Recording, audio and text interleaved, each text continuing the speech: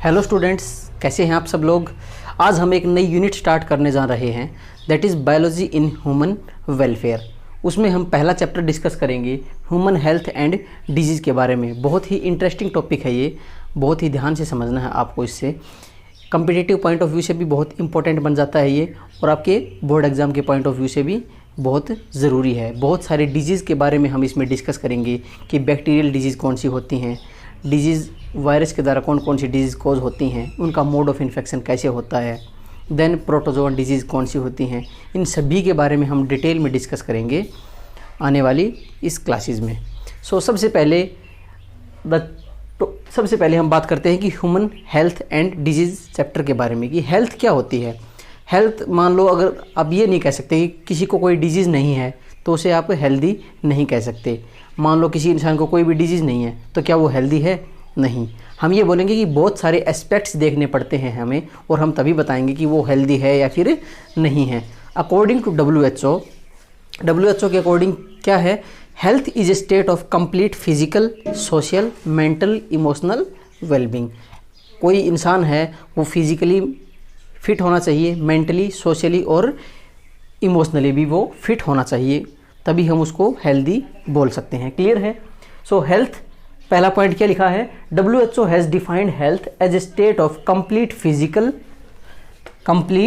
Physical, social and mental wellbeing. Clear है? Then health can be affected by, बहुत सारे factors होते हैं जो हेल्थ को अफेक्ट करते हैं। लाइक कुछ जेनेटिक डिसऑर्डर्स हो गए, ठीक है। अगर कोई डिसऑर्डर पेरेंट में था और वो अगर प्रोजेनी में पास हो गया है तो उससे भी हेल्थ अफेक्टेड होती है। लाइफस्टाइल जो है उससे भी हेल्थ जो है वो अफेक्टेड होती है। लाइफस्टाइल, मान लो कि आप सारे दिन अगर पढ़ते ही रहते हो तो आपको हेल्दी नहीं कहा जा सकता उस वे में। Then health can be affected by, अगर कोई इन्फेक्शन हो जाए तब भी हेल्थ जो है वो अफेक्ट हो जाती है। यही पॉइंट बताया है, infections, genetic disorders and lifestyle, ये सारे फैक्टर्स हैं जो हेल्थ को इफ़ेक्ट करते हैं, ठीक है। देन एपिडेमियोलॉजी, तो हम ये बोलेंगे कि ब्रांच है मेडिकल साइंस की। सबसे पहले आप इसको एग्जांपल के तौर पे लेके देखिए कि मान लो अगर हम दिल्ली की ही जिक्र करें, दिल्ली के बारे में, तो वहाँ पे लंग्स रिलेटेड प्रॉब्लम जो है, रेस्पिरेटरी प्रॉब्लम्स वो बहुत ज़्यादा होती हैं। हमें एक देखना है उस फैक्टर्स को जो ये रिस्पॉन्सिबल हैं कि लंग्स रिलेटेड जो डिसऑर्डर्स हैं, जो रेस्पिरेटरी रिलेटेड डिसऑर्डर्स हैं, वो दिल्ली में ही क्यों हो रहे हैं। उन फैक्टर्स को स्टडी करना, उस ब्रांच को बोलते हैं epidemiology.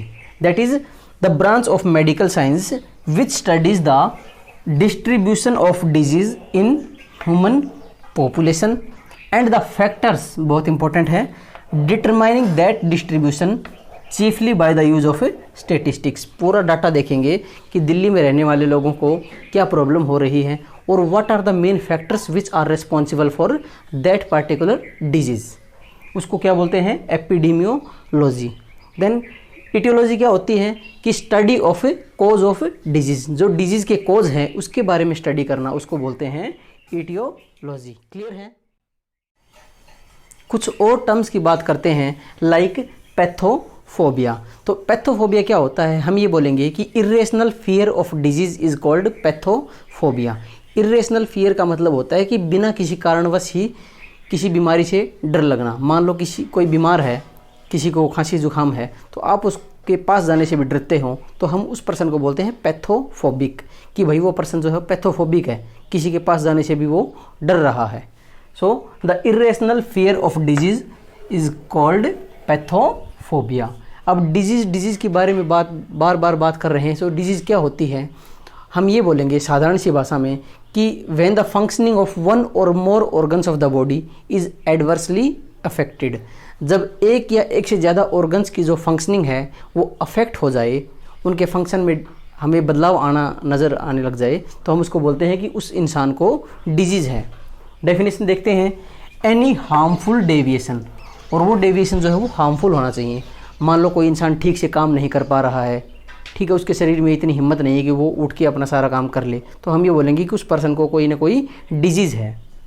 Any harmful deviation from normal structural और functional state of a body that cause discomfort और डिसएबिलिटी, जो क्या कॉज करती है, डिस्कम्फर्ट कि वो कंफर्टेबल पोजीशन में नहीं है वो पर्सन, और डिसएबिलिटी की उसमें इतनी हिम्मत भी नहीं है कि वो अपना खुद से कुछ काम कर सके, उस कंडीशन को क्या बोलते हैं, disease.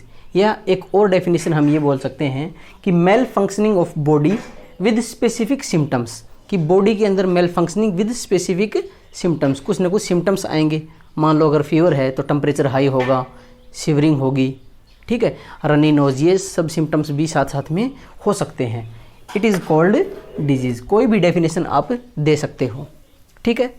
Then type of disease के बारे में अगर हम बात करें तो दो तरीके की डिजीज़ हो सकती हैं। एक तो वो जो जन्म से पहले ही आ जाती हैं, ठीक है, और एक वो जो हम एक्वायर्ड करते हैं आफ्टर द बर्थ है। सो कॉन्जेनाइटल, जिनको जेनेटिक डिजीज़ भी बोलते हैं, और दूसरी होती हैं acquired, which are acquired after the birth of the individual, ठीक है। उनके बारे में हम डिटेल में डिस्कस करेंगे कि कौन कौन सी कॉन्जेनाइटल डिजीज़ हैं, कौन कौन सी एक्वायर्ड डिजीज़ हैं, व्हाट आर देयर टाइप्स। आगे हम डिस्कस भी करेंगे। एक्वायर्ड में अलग अलग टाइप होते हैं कि communicable, non communicable, infectious, non infectious भी जिनको हम बोलते हैं, उनको हम डिटेल में डिस्कस करेंगे। Then disease causing agents. Disease causing agents क्या होते हैं? आप ये ही नहीं कह सकते कि बैक्टीरिया, प्रोटोजोआ, वायरस, हेलमिन्थ्स यही डिजीज़ कॉजिंग एजेंट्स होते हैं, नहीं। इनके अलावा जो प्रोटीन है, विटामिन है, कार्बोहाइड्रेट्स हैं, फैट्स हैं, ये भी डिजीज़ कॉजिंग एजेंट की तरह काम कर सकते हैं। अब आप ये बोलेंगे कि ये डिजीज़ कैसे कॉज करते हैं? मान लो प्रोटीन की सप्लीमेंट आप ले रहे हो तो हद से ज़्यादा प्रोटीन ले लिया आपने, या फिर जो क्वांटिटी है उससे कम ले लिया, तो उसकी एक्सेस या डेफिशिएंसी से भी तो आपको डिजीज़ हो सकती है ना।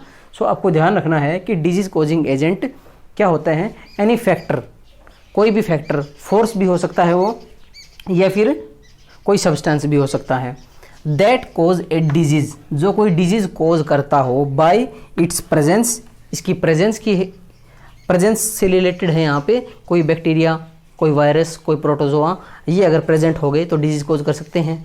आगे हम पढ़ेंगे भी कि बैक्टीरियल डिजीज़ कौन कौन सी होती हैं, बैक्टीरिया कौन कौन सी डिजीज़ कोज करते हैं, वायरसेस कौन कौन सी डिजीज़ कोज करते हैं, ठीक है। देन प्रेजेंस से एब्सेंस, डेफिशिएंसी और एक्सेस, अगर एक्सेस हो जाए कार्बोहाइड्रेट्स की, प्रोटीन्स की, फैट्स की, तो भी तो डिजीज़ हो सकती हैं। सो हमें यहाँ तक ध्यान रखना है। क्लियर है? अब हम बात करते हैं कंटामिनेशन के बारे में कि कंटामिनेशन क्या होता है। सो हम ये बोलेंगे कि the presence of disease causing organisms, जिनको आप क्या बोलते हैं? पैथोजेंस भी बोलते हैं।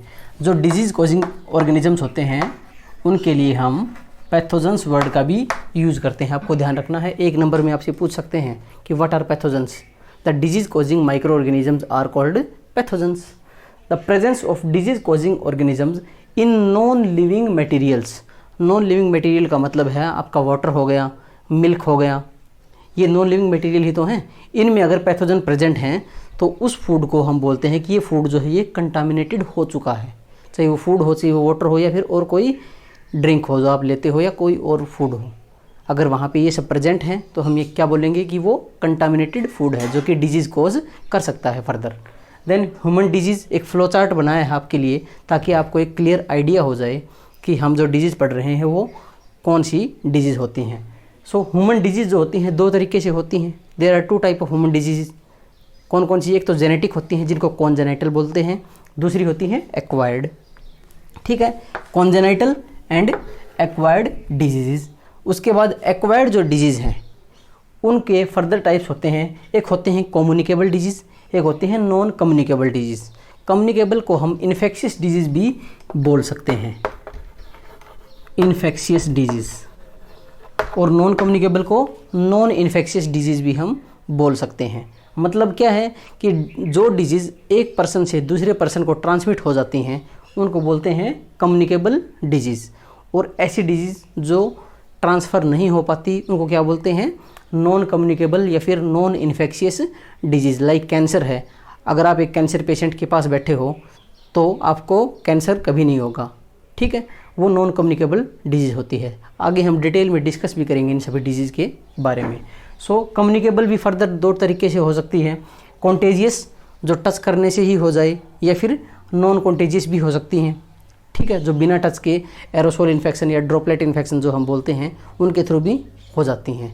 आगे हम बताएंगे भी कि एरोसोल्स का मतलब है कि कोई पर्सन अगर कोई बीमार है वो कफिंग कर रहा है मान लो कोई टीबी का पेशेंट है, ट्यूबरकुलोसिस अगर किसी को हुआ है और अगर वो खांसी कर रहा है तो जो एयर है उसमें जो पार्टिकल्स हैं टीबी के वो आ जाते हैं। सो अगर कोई नॉर्मल पर्सन उसके कांटेक्ट में आया तो उसको भी फिर टीबी हो सकती है। सो ये होता है कि नॉन कॉन्टेजियस। ठीक है। देन नॉन कम्युनिकेबल या नॉन इन्फेक्शियस डिजीज़ कई तरीके की हो सकती हैं, लाइक डेफिशिएंसी डिजीज़, अगर किसी की डेफिशिएंसी हो जाए, डिजनरेटिव डिजीज़। ठीक है।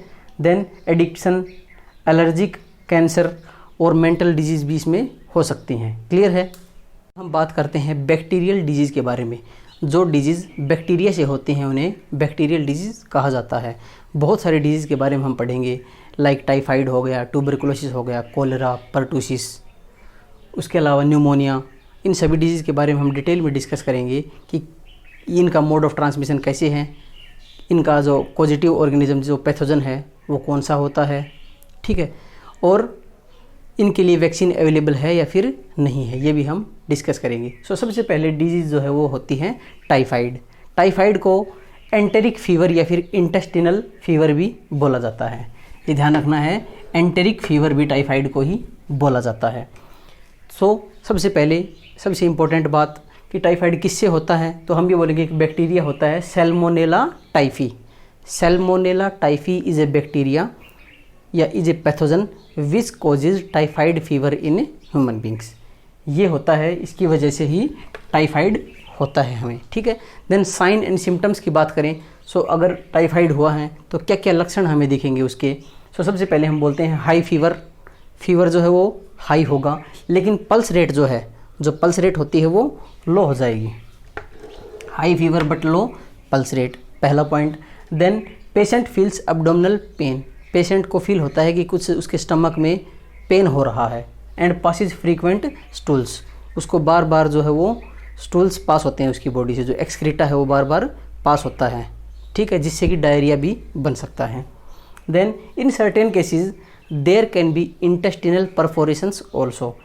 इंटेस्टिनल की जो लाइनिंग है उसमें भी परफोरेशन हो जाते हैं, जिसमें इंटेस्टिनल ब्लीडिंग होने स्टार्ट हो जाती है, जो कि डेथ भी कॉज कर सकती है। ठीक है। सो ये है टाइफाइड के सिम्टम्स।